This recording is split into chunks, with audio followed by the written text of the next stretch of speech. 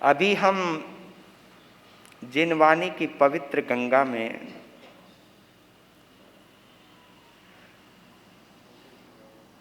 इसको हम सुर सरिता भी कहते हैं। सुर सरिता के दो अर्थ निकलते हैं।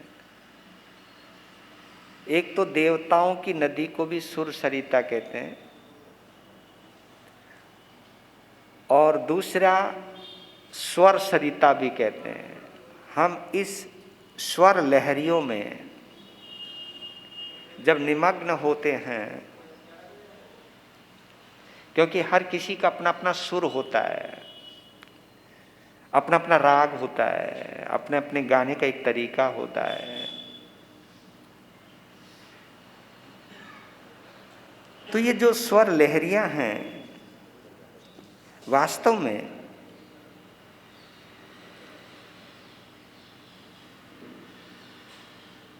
अगर हम बाहर की चिंताओं से दूर हटकर इन स्वर लहरियों में डूबने की कला सीख जाएं, तो एक बार तो सब दुनिया को भूल जाते हैं हम लोग। और ये होना चाहिए, क्योंकि ये करवाने के लिए ही ये आगम यात्रा और आगम वाचना और ये श्रुत देव की आराधना करवाई जाती है। एक बार हम दुनिया को भूल जाएं और दुनिया से उठे हुए, ऊपर उठे हुए देवादिदेव भगवान महावीर की वाणी में डूब जाए। एक शायर की एक लाइन मुझे बहुत अच्छी लगती है, एक ही लाइन है। मुझे तैरना तो आता था पर डूबना अच्छा लगा। मुझे तैरना तो आता था पर डूबना अच्छा लगा।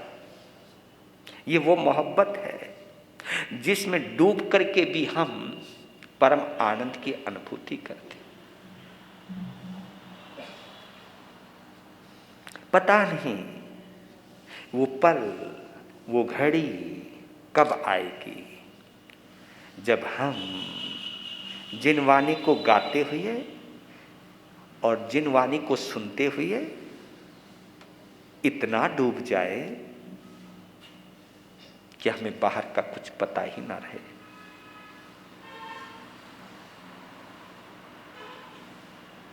ऐसे ही पलों में, ऐसी ही घड़ियों में सम्यक्त की उपार्जना होती है। दुनिया के राग में डूबकर हम धर्म को भूल जाते हैं, तभी मिथ्यात्व की उपार्जना होती है। दुनिया में डूबने से मिथ्यात्व की उपार्जना होती है और जिनवानी में डूबने से सम्यक्त की उपार्जना होती है। और जिन्हें सुनते सुनते अगर आनंद नहीं आ रहा है, तो आप महसूस करना कि उनका दर्शनावर्णीय कर्म कितना मजबूत होगा। इसको हम दर्शनावर्णीय कर्म कहते हैं। दर्शनावर्णीय यानी हमारी श्रद्धा के ऊपर कोई आवरण आ गया है। दर्शनावर्णीय उस कर्म को कहते हैं कि जब हमें धर्म ध्यान से ज्यादा दुनिया अच्छी लगे, दुनिया के राग रंग सुहाने लगे, इसी को हम दर्शनावर्णीय कहते हैं।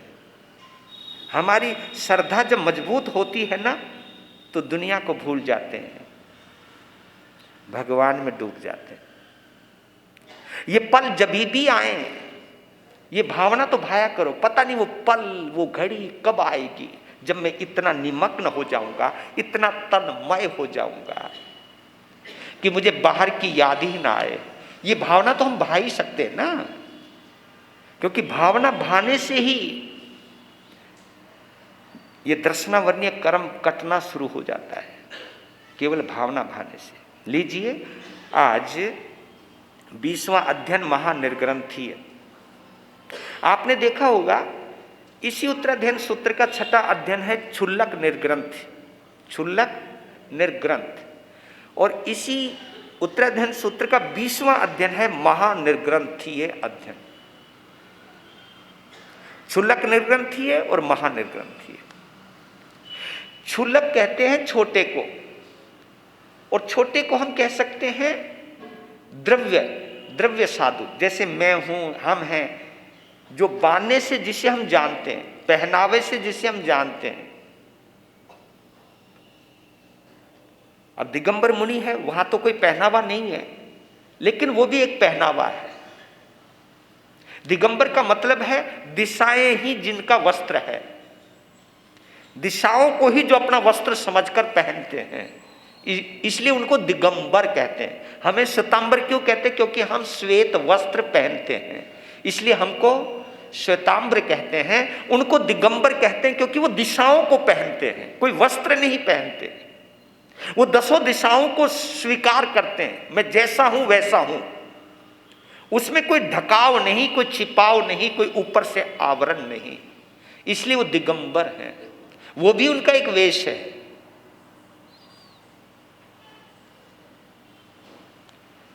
दिगंबर भी 2 तरीके के होते हैं। एक दिगंबर होता है जिन्होंने शरीर से वस्त्र उतारे हैं, एक दिगंबर वो होता है जिसने आत्मा से वस्त्र उतारे हैं, कसायों के वस्त्र उतारे हैं।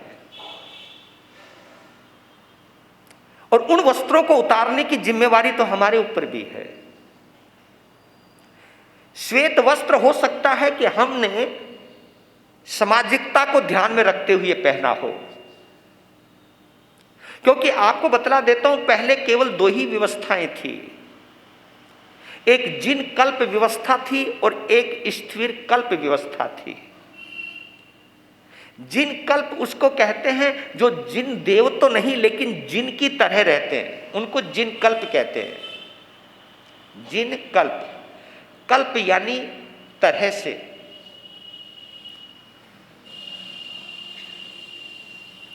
हमारे यहां एक शब्द और भी आता, आचार्य कल्प। आचार्य कल्प उसको कहते हैं जिसने आचार्य पद की चादर तो नहीं पहनी, लेकिन जिसका सम्मान परिवार में आचार्य की तरह होता है, उसको आचार्य कल्प कहते हैं। ये कल्प कहते हैं की तरह। जिन कल्प, जिन की तरह, जिनेंद्र देव की तरह जिनका जीवन है, उनको जिन कल्प कहते हैं। जिन कल्प आज के समय में नहीं हो सकते, क्योंकि जिन कल्प की जो अवस्थाएं होती हैं वो बड़ी गहरी अवस्था होती है। जिन कल्प की एक ऐसी साधना है जिसे इस पंचम आर्य में नहीं किया जा सकता, क्योंकि जिन कल्प के लिए डरना बिल्कुल मना है। अभय अवस्था को बिना अभय अवस्था को प्राप्त किए जिन कल्प नहीं हो सकता। और इसकी एक साधना करवाई जाती थी, पहले एक अभ्यास करवाया जाता था।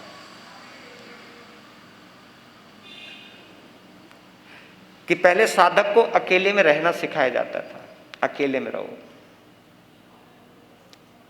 अकेले में रहने के बाद फिर अंधेरे में रहो, क्योंकि आदमी अंधेरे से भी डरता है। अंधेरे में रहो, अंधेरे का अभ्यास हो जाए तो फिर रात के अंधेरे में किसी चौराहे पर जाकर के रहो।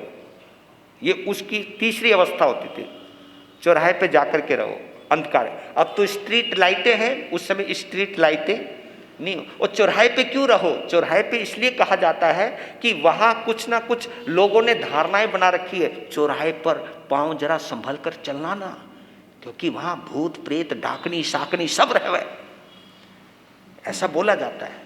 और बताओ, कोई टोना टाटका करते हो तो चौराहे पे ही करते हैं। कभी तुमने देखा हो चौराहे के ऊपर कभी हंडिया फोड़े रखते हैं, कभी सतनाजा डाले रहते हैं, कभी पता नहीं कौन कौन से सिंदूर सांदूर, ये कुछ ना कुछ है, मतलब लफड़ा है। इसलिए कहते कि किसी का किया कराया हो उसके ऊपर से वारना वूरना करके रात के अंधेरे में जाओ और वहां छोड़ के आओ, जा बवाल यहां रह जा। तो पहले ये मान्यता बन गई होगी कि सारी बलाएं चौराहे पे, वहां चौराहे पे जाओ, यानी मन में ये भरोसा हो जाए वह कुछ नहीं होता, जो होगा देख लेंगे, चौराहे पे जाके रहना। वो भी रात के अंधियारे में, सुनसान, साएं साएं की आवाज। जब उसका अभ्यास हो जाता है, फिर जंगल में जाकर के रहो, रात के अंधेरे में जंगल में जाओ, उसका अभ्यास हो जाए, फिर शमशान घाट के अंदर जाकर के रहो। ऐसे जिन कल्प का प्रमाण पत्र नहीं मिलता, इन सब अवस्थाओं से गुजरना पड़ता है, तब जाकर के जिन कल्प अवस्था को जीने का अधिकार मिलता है। और जिन कल्पी मुनि कभी बोलता नहीं है, बोल नहीं सकता, अखंड मौन। जिन कल्प की कुछ और अवस्थाएं होती है, वो अपनी तरफ से कहीं आहार पानी नहीं मांगता। कोई आहार पानी की विनती कर ले तो ले लेगा, वो भी देख लेगा निर्दोष है या नहीं। उसके शरीर में कोई कांटा चुभ गया है, पांव में कांटा चुभ गया है, या शरीर में कोई झाड़ियों से कुछ छिल गया है, तो उसका कोई इलाज नहीं करवाता। कोई उनका इलाज कर दे अपनी तरफ से तो कर दे, तो मना भी नहीं करते और हाँ भी नहीं करते। इसलिए आपने देखा होगा सुभद्रा सती का एक वर्णन है कि मुनि जी की आंखों में तिनका पड़ा हुआ है, वो तिनका उन्होंने निकाला नहीं, पानी गिर रहा है आंखों से, तो सुभद्रा सती ने देखा कि जिन कल्पी मुनि हैं, तभी उन्होंने अपनी जीभ से उनकी आंखों से क्या निकाला था, तिनका निकाला था। इस अवस्था को देख लिया था उसकी सास ने, और वो गलत समझ गई थी कि इस संत के साथ हमारी बहू के कुछ गलत संबंध है, जबकि ये भूल गई कि ये मुनि क्या है। तो ये जिन कल्प की अवस्थाएं होती हैं, तो जिन कल्प अवस्था में धर्म का बचाव नहीं हो पा रहा था, तब विचार किया गया जिन शासन में कि ऐसे तो सब कुछ खत्म हो जाएगा। जब कोई बोलेगा नहीं, कोई कुछ कहेगा नहीं, तो धर्म की देशना करेगा कौन। तब स्थिर कल्प की कल्पना आई, फिर स्थिर कल्प आया। स्थिर कल्प में वस्त्र लाए गए कि जब नगर में जाए तो वस्त्र पहन के जाए, लोगों के बीच में बोले, कोई प्रवचन दे तो वस्त्र पहन करके बोले, लेकिन जब वो बोल करके आ जाए तो वस्त्र उतार दे। तो स्थिर कल्प वहां से आया। जो आजकल तो सितंबर और दिगंबर शब्द आ गया, लेकिन पहले ये शब्द जिन कल्प और स्थिर कल्प थे। तो समझ गए। तो क्षुल्लक बाह्य वेशधारी संत को कहते हैं, जिसने साधु का बाना पहन रखा है उसको क्षुल्लक निर्ग्रंथ कहते हैं। हम जो संत हैं, वेश की दृष्टि से, बाने की दृष्टि से हम क्षुल्लक निर्ग्रंथ हैं। और जो क्षुल्लक निर्ग्रंथ है वो महानिर्ग्रंथ होगा, ये कोई कंडीशन नहीं है, ये कोई जरूरी नहीं है। मैं बाहर का वेशधारी संत हूं, मैं अंदर से भी संत हूं, ये कोई जरूरी नहीं है। मैं बाहर से उच्च क्रिया पाल रहा हूं, जरूरी नहीं कि मैं अंदर से कसाई मुक्त हो चुका हूं। अंदर से मेरे अंदर वासनाएं नहीं है, मेरे अंदर कसाय नहीं है, यह कोई जरूरी नहीं है। लेकिन यह कहा जाता है कि जो आंतरिक निर्ग्रंथ बन गया है, जो अंदर से साधु हो गया है, वो अवश्य में महानिर्ग्रंथ अवश्य बनेगा। तो ये वो साधना है महानिर्ग्रंथ की। नाम है इसका महानिर्ग्रंथी अध्ययन, लेकिन कहानी है इसके अंदर अनाथी मुनि की। ये सबसे बड़ी घटना है राजा श्रेनिक के जीवन की। महारानी चेलना की वजह से वो जैन धर्म को पसंद करता था, लेकिन जैन धर्म को स्वीकार नहीं किया था उसने। वो अपनी पत्नी की वजह से महावीर के पास जाता था, लेकिन महावीर से कोई अंदर से अटैचमेंट नहीं थी उनके अंदर। जाता था कि भाई मेरी बीवी है और तुम्हारी तो हर कोई माने जी, घर में कोई लफड़ा कोई करना है, इसलिए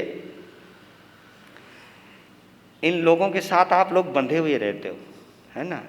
वो इसलिए भी बन जाते हो इन्होंने कि यार चल घर में सुख शांति रहेगी, ये कहीं तो तुम बुरा मत मानना है, मैं बोल रहा हूँ वैसे ही बोल रहा हूँ, कि कमाल है, बोलते भी हो, कहते बुरा मत मानना।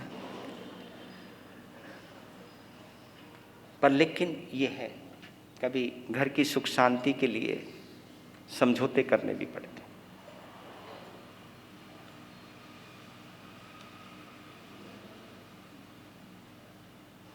लेकिन जैन धर्म को स्वीकार किया था अनाथी मुनि की वजह से। इतना इम्पैक्ट पड़ा, इतना प्रभाव पड़ा राजा श्रेणी पे, हिल गया। ये वो कहानी है। लेते हैं, सुनते हैं पहले 4 लाइनों में, और फिर इसमें 2 शब्द बहुत अच्छे हैं, एक अनाथ और एक सनाथ। एक नाथ, एक अनाथ, एक सनाथ। सनाथ कहिए, नाथ कहिए, बात है एक ही है। अनाथ और नाथ, अनाथ और नाथ, या नाथ या अनाथ। नाथ कहते स्वामी को, हे मेरे नाथ, है ना। जिनके आगे सिर झुक जाए उसे हम नाथ कहते हैं। जो रोम रोम में बस जाए उसे नाथ कहते हैं। जिसके आगे माथ झुक जाए उसे नाथ कहते हैं। ये माथ जिसके आगे झुके उसे नाथ कहते हैं। जिसके आगे नाक रगड़ने का भी मन कर जाए उसे नाथ कहते हैं। साष्टांग प्रणाम जब हम करते हैं ना, पूरे पूरे प्रणाम जब हम करते हैं तो 8 अंग, उसको साष्टांग प्रणाम भी कहते हैं, अष्टांग प्रणाम भी कहते हैं। तो पूरा लेट जाता है, समर्पण ऐसे नहीं आता है। अगले में कुछ खासियत होगी, कुछ काबिलियत होगी, तभी हम किसी को अपना नाथ मानते हैं, किसी को अपना मालिक मानते हैं, किसी को हम अपना स्वामी मानते हैं। तुम्हारे लिए भी एक शब्द का प्रयोग करते हैं लोग, करते या नहीं करते बात अलग है, लेकिन पहले करते थे। कौन सा? प्राणनाथ। जय हो। बड़े खुश होते होंगे तुम पहले। तो 4 लाइनें सुनते हैं। पालता जो श्रमणचर्या, इंद्रियों को जीतता। बिल्कुल अंदर बाहर एक है यह मामला, इसलिए महानिर्ग्रंथ अध्ययन है। पालता जो श्रमणचर्या, इंद्रियों को जीतता। अभयदाता बन के सबका जीव रक्षा पालता। अभयदाता बन के सबका जीव रक्षा पालता। आत्मशासन से श्रमण है, ये हमारी श्रमण की परिभाषा है। आत्मशासन से श्रमण है, नाथ होता स्वयं का। प्राण दे सब प्राणियों को, नाथ होता जगत का। प्राण दे सब प्राणियों को, नाथ होता जगत का। क्योंकि तीर्थंकरों को हम त्रिलोकी नाथ कहते हैं। पालता जो श्रमणचर्या, इंद्रियों को जीतता। जो श्रमणचर्या यानी साधु जीवन का जो ईमानदारी से पालन करता है और इंद्रियों को जीतता है, और सभी को अभय दे देता है, डरना नहीं, सभी को अभय दान देता है। यानी किसी को भी मेरे से डर ना लगे, यहां तक कि एकेंद्रीय जीव को भी, बेंद्रीय जीव को भी, तेंद्रीय जीव को भी, चौरेंद्रीय जीव को भी मेरे से कोई डर ना लगे। यह है हमारी साधना। बेशक से हम नहीं पालते, लेकिन हमारे यहां 6 काय के जीवों का पालनहार, तारनहार, संतों के लिए ये शब्द बोले जाते हैं। जब हम राजस्थान में जाते हैं, गांव में जाते थे, तो कोई भी जीव हमसे नहीं डरता, हम किसी को भी डराते नहीं है, बल्कि अब हम लोग भी डराने लग गए, क्योंकि साधना दिखा करके करने लग गए। जब साधना दिखा के करते हैं ना जो भी, तो इसका मतलब है कि वो प्रभाव डालना चाहता है किसी पर, और प्रभाव इतना ही डालता है, यार जरा महाराज जी से बच के रहो यार, बड़े गजब की साधना कर रहे हैं, कहीं हमको श्राप ना दे दें, महाराज कभी नाराज हो जाए तो हमारा बुरा हो सकता है। लेकिन एक बात क्लियर कर देता हूं आपको, जो असली साधु है वो किसी को श्राप दे ही नहीं सकता। जो असली साधु है वो किसी को श्राप दे नहीं सकता, और जो नकली साधु है उसका श्राप लग नहीं सकता। सच्चा देगा नहीं, झूठे का लगेगा नहीं।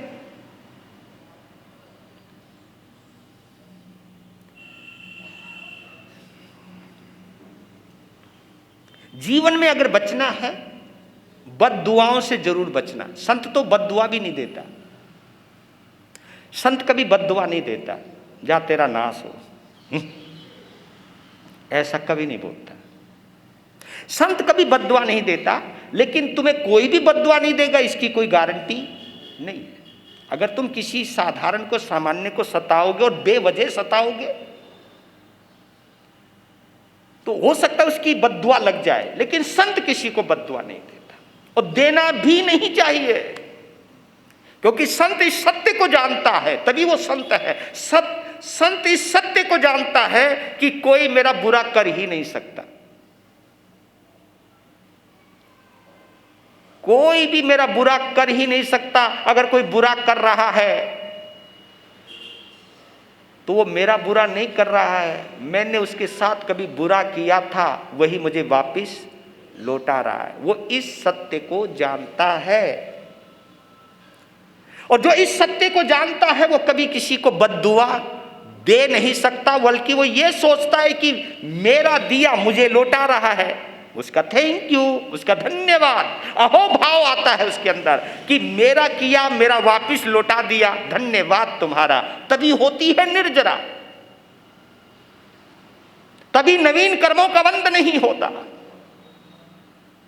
यह विशेषता होती है संत जीवन की, और इस विशेषता को जीने के लिए ही हम घर बार छोड़ते हैं, और इस विशेषता को जीने का हमें प्रण लेना भी चाहिए। मलाल नहीं आना चाहिए। मलाल उसके अंदर आता जिसके अंदर मल है। मल है तो मलाल है, गंदगी है तो मलाल है।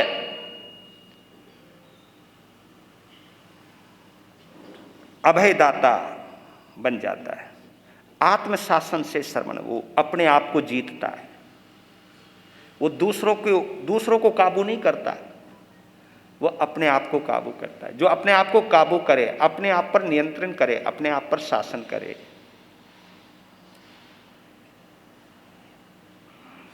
तेरा पंथ के आचार्य हुए हैं आचार्य तुलसी, उनका एक छोटा सा बड़ा अच्छा शब्द था, निज पर शासन फिर अनुशासन।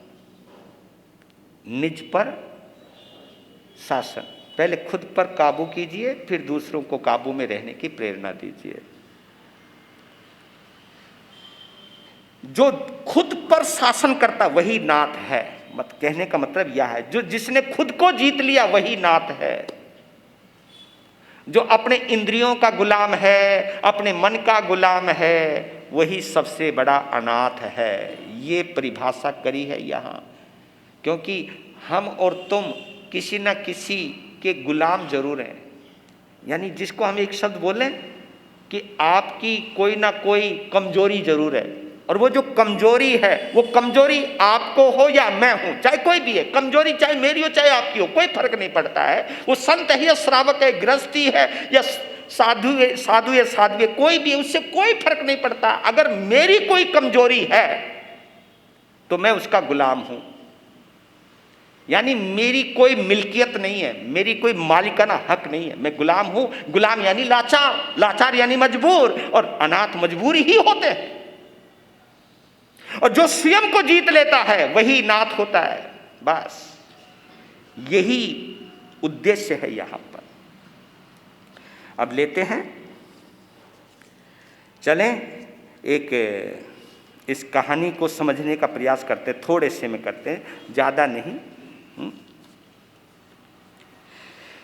वीर प्रभु के अंतिम वाणी सुन लो और सुना लो, जीवन धन्य बना लो, जीवन धन्य बना लो। उत्तराधयन में गुंजित होते प्रभु शिक्षा अपना लो, जीवन धन्य बना लो, जीवन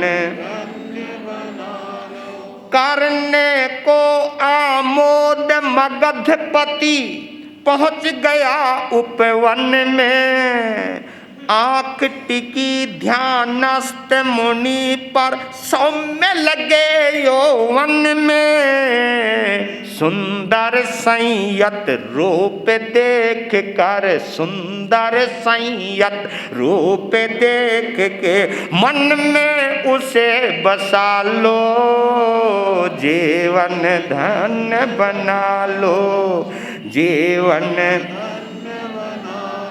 कैसा सुंदर रूप रंग है, कैसी है कोमलता, कैसी इनकी अनासक्ति है, क्षमा और निर्मलता। दर्शन से अभिभूत था राजन, दर्शन से अभिभूत था राजन, दर्शन कर सुख पालो, जीवन धन्य बना लो, जीवन। वंदन कर राजा ने पूछा, अभी तरुण हो मुनिवार, भोग काल में हुए प्रवर्जित, क्या कारण है प्रियवर। उत्कट जिज्ञासा है मन में, उत्कट जिज्ञासा है मन में, इसका राज निकालो, जीवन धन्य बना लो, जीवन धन्य बना लो। उधर से सूर्य निकल रहा है, इधर से राजा श्रेनिक मंडी कुक्षी नाम के उद्यान में पहुंचे हैं प्रातः काल का भ्रमण करने के लिए। तो रात्रि की पोशाक पहन रखी है। रात्रि की पोशाक तुम जानती हो कैसी होती है, समझ गए होंगे, है ना? क्योंकि आप लोग यहाँ कुछ और होते हो, कभी कभी तो यहाँ ऐसी शक्ल आती है, घर में कुछ और होते, यहाँ तो पहचान में भी नहीं आते। क्या लेपा पोती हो जाती है, कमाल की बात है। कहने होता है तो सामान्य वेश में थे, तो उनकी नजर पड़ी एक मुनि पर, और चेहरा इतना गजब का चमक रहा था कि दो सूर्य की आपस में टक्कर हो रही है। इधर से सूर्य निकल रहा है, और तुम्हें मालूम है संत अधिकांश ध्यान सूर्य की तरफ पूरब दिशा में ही खड़े होकर के ध्यान करते हैं। तो पूरब दिशा से सूर्य निकल रहा है, और उधर की तरफ मुंह करके एक मुनि खड़े हैं, और इतने खूबसूरत हैं जिंदगी में। जबकि श्रेनिक खुद बहुत खूबसूरत थे, बेहद खूबसूरत थे श्रेनिक, लेकिन श्रेनिक को वहां लगा कि मेरी भी खूबसूरती इनके आगे कुछ नहीं। और असली खूबसूरती तभी होती है, तुम तो खूबसूरत दिखने के लिए कपड़े भी पहनते हो, श्रृंगार भी करते हो, लेकिन संत के पास तो कोई श्रृंगार भी नहीं है, नेचुरल अवस्था में खड़ा है, और उसके बाद फिर सुंदर दिखाई दे, वो असली सुंदरता है। वो तो देखता ही रह गया, वो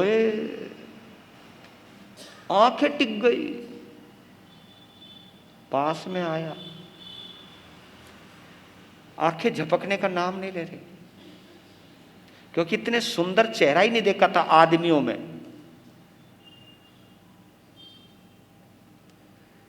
कहते कि बहुत देर तक देखते रहे, फिर वंदना करी उनको, उनकी निरासक्ति को देखा, बिल्कुल तटस्थता को देखा, सहजता को देखा, उनकी सौम्यता को देखा, फिर वंदन की।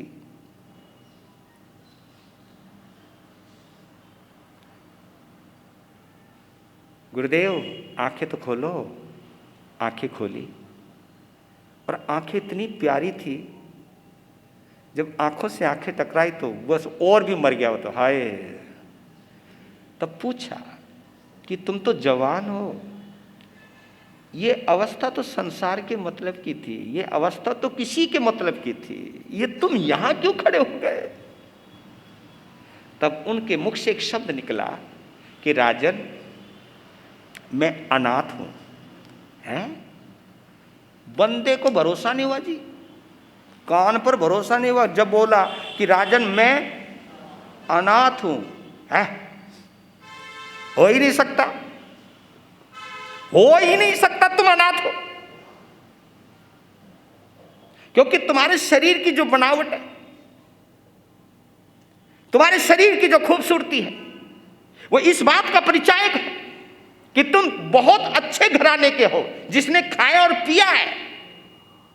कि खाया पिया दिख रहा है बंदे के, नहीं मैं अनाथ हूं। फिर सोचने लगे, अगर तुम अनाथ हो, मैं हूं ना। इतने घमंड से बोले मैं हूं, क्योंकि वो चेहरा उनको इतना अच्छा लग गया था, मन कर रहा इसके लिए मैं क्या दे दूं, इसके लिए मैं क्या कर दूं, कि मैं तुम्हें खुली ऑफर देता हूं, खुला निमंत्रण देता हूं कि मैं तुम्हारा नाथ बनता हूं, मैं तुम्हारा मालिक बनता हूं। तो ये सुनकर के अनाथी मुनि के चेहरे पर मुस्कुराहट आ गई,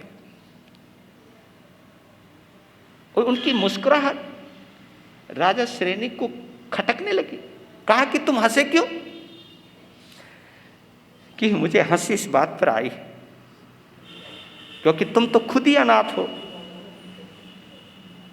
तुम मेरे नाथ क्या बनोगे, तुम तो खुद अनाथ हो। इतना सुनते चेहरा ही उतर गया, मूड खराब हो गया। फिर सोचने लगा इसकी क्या गलती, इसे कोई पता है। फिर उसने देखा, ओ बे नाइट, मैं तो नाइटी पहन के आ रखा हूं। कहा कि आप मेरी पोशाक को देख के बोल रहे हो, तुम्हें मालूम नहीं मैं कौन हूं? आंखें खोलो और देखो, वो जो सबसे ऊंचा महल नजर आ रहा है, जिसके पर ध्वज लहरा रहा है, उस महल का मालिक मैं हूं। मैं महाराजा धीराज श्रेनिक हूं, जिसके अंदर इतनी सेनाएं हैं, इतने लोग हैं, इतने राजा मेरी गुलामी करते हैं। आप मेरी पोशाक पर मत जाइए।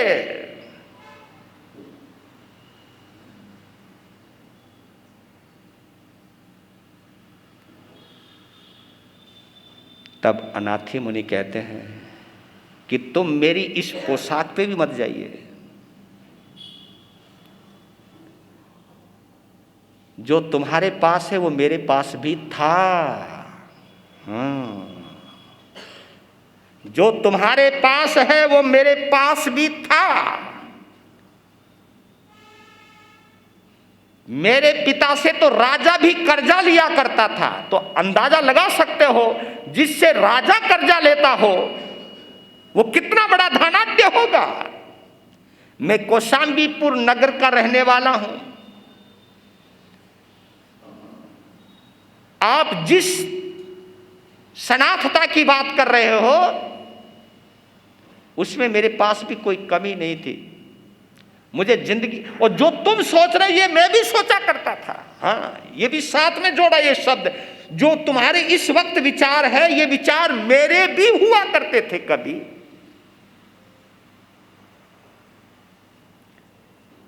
मैंने कभी नंगा पांव जमीन पे नहीं रखा।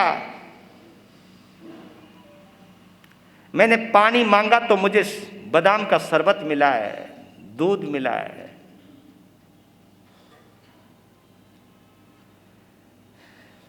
और आपसे अच्छी जिंदगी जी होगी मैंने राजन।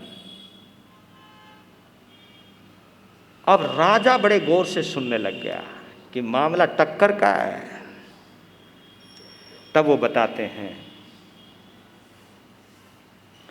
यौवन वय में एक दिन मेरे नेत्र वेदना उभरी, शस्त्र प्रहार सम पीड़ा थी वो अंग अंग में गहरी, मैं बेचैन था ति पीड़ा से, मैं बेचैन था ति पीड़ा से, कोई पीड़ा टालो जीवन धन्य बना लो, जीवन धन्य। पिता ने मेरी पीड़ा हरने कुशल वैद्य बुलवाए, माता भाई बहने पत्नी सबने करी दुआएं, टाल सका ना कोई पीड़ा, टाल सका ना कोई पीड़ा, कर्म कहानी सुना लो जीवन धन्य बना लो, जीवन धन्य। मिली शरण ना मुझे किसी की, मिली शरण ना मुझे किसी की, हुआ न कोई रक्षक, धन परिजन काम न आए, रोग बना विस्फोटक, यही अनाथपना था मेरा, यही अनाथपना था मेरा, राजन भरम मिटा लो जीवन धन्य बना लो, जीवन धन्य बना लो, वीर प्रभु की अंतिम वाणी सुन लो और सुना लो, जीवन धन्य बना लो, जीवन धन्य। जब मैं जवान था तो एक बार मेरी आंखों में पीड़ा शुरू हुई, और आंख में इतनी भयंकर पीड़ा हुई थी, इतनी भयंकर पीड़ा हुई थी कि मैं उसे शब्दों में भी बयान नहीं कर सकता, कि मेरा रोम रोम कांप गया था। आंखों की पीड़ा बड़ी भयंकर होती है।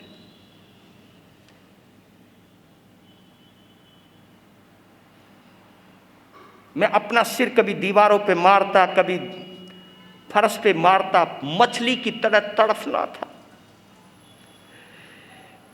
मेरे माता पिता ने, मेरे भाई बहनों ने, मेरी पत्नी ने कोई कसर नहीं छोड़ी, सारे वैद्य बुला लिए। माताओं ने, पता है मेरी माँ ने कितनी दुआएं मांगी, मेरी बहनों ने कितनी दुआएं मांगी, मेरे भाइयों कितने देवताओं के आगे गिड़गिड़ाए, कहाँ कहाँ नहीं गए। मेरी पत्नी ने रो रो करके मेरी छाती भिगो दी, उसने नहाना धोना खाना पीना सब कुछ छोड़ दिया। पागलों, सारा घर पागल हो गया था, और सब वही करने जुट गया, जिसने जो कहा वही चले गए, जिसको चाहा उसको बुला लाए, लेकिन कोई भी मेरे दर्द को दूर नहीं कर पाया। उस दिन पता चला कि पैसे की कोई ताकत नहीं होती। ये धन और दौलत हकीमों को बुला सकती है, दवाइयां ला सकती है, लेकिन कर्मों की जो वेदना होती है, उस वेदना को मिटाने की ताकत इस दौलत में भी नहीं है।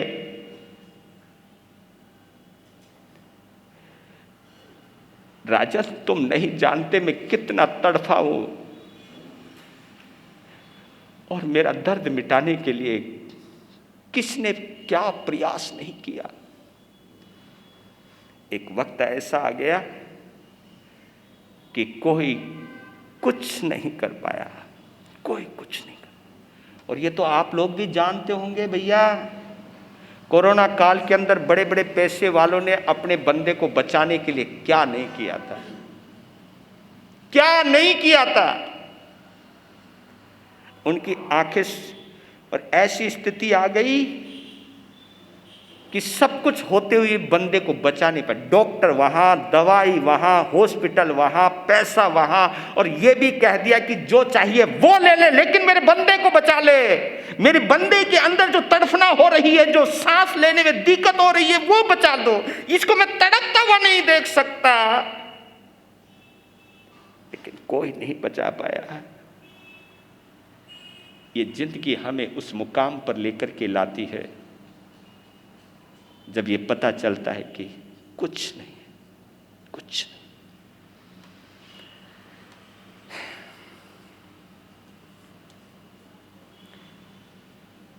मन ही मन संकल्प किया तब लगती पीड़ा भारी, मुक्त अगर हो जाऊं इससे बन जाऊं अनगारी, यही सोच कर मैं सोया था, यही सोच कर मैं सोया था, श्रद्धा भाव बसा लो, जीवन धन्य बना लो, जीवन धन्य। रात्रि बीती चैन से मेरी, रात्रि बीती चैन से मेरी, गई वेदना सारी, परिजन से अनुमति पा करके मैंने दीक्षा धारे, तब से नाथ बना मैं अपना, तब से नाथ बना मैं अपना, दया धर्म को पालो, जीवन धन्य बना लो, जीवन धन्य बना लो। दुख का कारण सुनो है राजन, कर्मों का ये फल है, संवर और निर्जरा से ही दुख होते ये निष्फल हैं, परम औषधि, परम औषधि श्रद्धा का बल, परम औषधि श्रद्धा का बल, पी लो और पिला लो, जीवन धन्य बना लो, जीवन धन्य बना लो, वीर प्रभु की अंतिम वाणी सुन लो और सुना लो, जीवन धन्य बना लो, जीवन धन्य बना लो, जीवन धन्य बना लो। कहा कि जब मैंने एक संकल्प लिया, जब देख लिया कि सब हार चुके, तब मैंने मन वचन और काया से, इसको कहते हैं श्रद्धा, मन वचन काया से मैंने अपनी आत्मा की शरण ग्रहण करी। जब देखा कि कोई मुझे बचा नहीं सकता, सबने जो करना था वो कर लिया, जिसके हाथ में जो था वो कर लिया, तो भी परिणाम शून्य निकला, तब एक भाव उठे,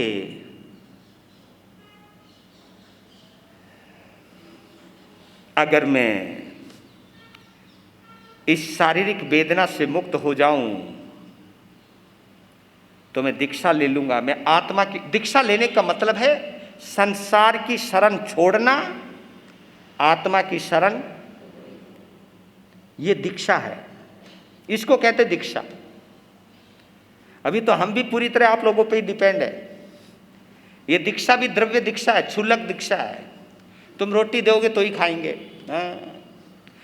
तुम ठहराओगे तभी ठहरेंगे, और बताओ तुम विनती करोगे तभी चतुर्मास करेंगे हम, तुम विनती ना करो तो हम तो चतुर्मास भी नहीं कर सकते।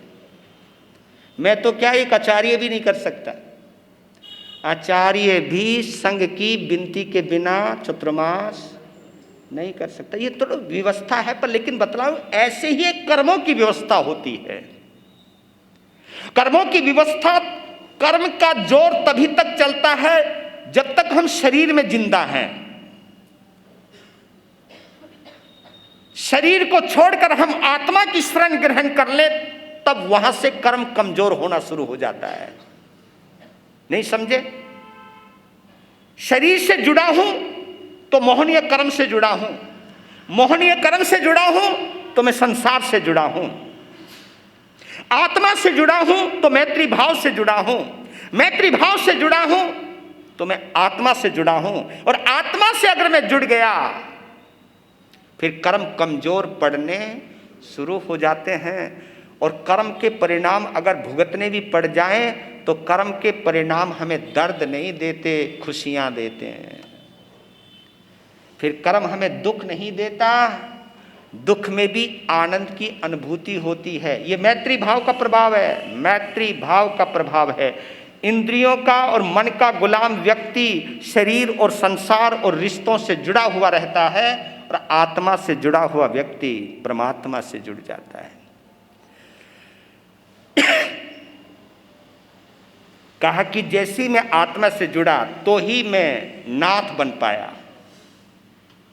ये शब्द जब सुने हैं ने श्रैणिक हिल गया, और उसी दिन जिन शासन को स्वीकार कर लिया था। ये घटना है। तो समय हो गया आपका, कहानी भी होगी, उन्होंने अपनी आत्मा का कल्याण किया और राजा श्रेणिक भगवान महावीर का श्रावक बना। जब इतनी सुंदर व्यवस्था देखी जिन शासन की, तब और इसी व्यवस्था की वजह से क्योंकि पहले निकाचित कर्म बांध चुके थे, गति नाम कर्म बोलते हैं, नरक गति का वो बंद कर चुके थे, जिसकी वजह से नरक गति को टाल तो नहीं पाए, लेकिन जीते जी मरने से पहले तीर्थंकर बनने की योग्यता लेकर के गया बंदा। अगला जन्म उनका तीर्थंकर के रूप में होने वाला है। जो पहली नरक में है वो तीर्थंकर बनेगा, लेकिन तीर्थंकर कब बनेगा? जब दुनिया को छोड़कर किसी तीर्थंकर की शरण दिल से ग्रहण करें, दिल से ग्रहण करें। इसलिए कहता हूं कि आप लोग धन दौलत के पीछे जितना कभी कभी पागल से हो जाते हो, कभी कभी धर्म के प्रति भी दीवानगी लाया करो।